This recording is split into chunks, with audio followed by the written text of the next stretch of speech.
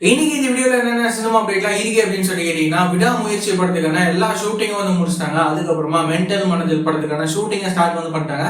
சொர்க்கவாசல் படத்துக்கான ஓடிடிக்கான releasing date அப்படின்னு சொல்லி இன்னைக்கு இந்த வீடியோல எவ்வளவு சினிமா அப்டேட்லாம் இருக்கு, இதை பத்தி நம்ம அப்படியே ஃபுல்லா வந்து பாத்தீங்கன்னா பார்த்துடலாம். நம்ம தல அஜித் சாரோட நடிப்புல உருவாக்குற படம் தான் விடாமுயற்சி. இப்போ இந்த படத்துல இருந்து என்ன அப்டேட் அப்படின்னா, இந்த படத்துக்கான எல்லா ஷூட்டிங்கும் இப்போ வந்து முடிச்சிட்டாங்க. இந்த விஷயத்த இப்போ அபிஷியலாவே வந்து சொல்லிட்டாங்க. இந்த விடாமுயற்சி படம் இருக்குல்ல, இந்த படத்தை பொங்கலுக்கு ரிலீஸ் பண்ண போறாங்க.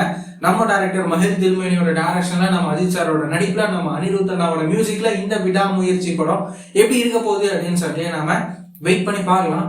அதுக்கப்புறமா நம்ம டைரக்டர் செல்வராகவன் சார் இருக்காருல்ல, அவரு நம்ம ஜிவி பிரகாஷனாவை ஹீரோவா வச்சு அவரு டைரக்ட் பண்ற படம் தான் மென்டல் மனதில். இந்த படத்துக்கான ஷூட்டிங்லாம் இப்போ பூஜை எல்லாம் போட்டு ஸ்டார்ட் வந்து பண்றாங்க.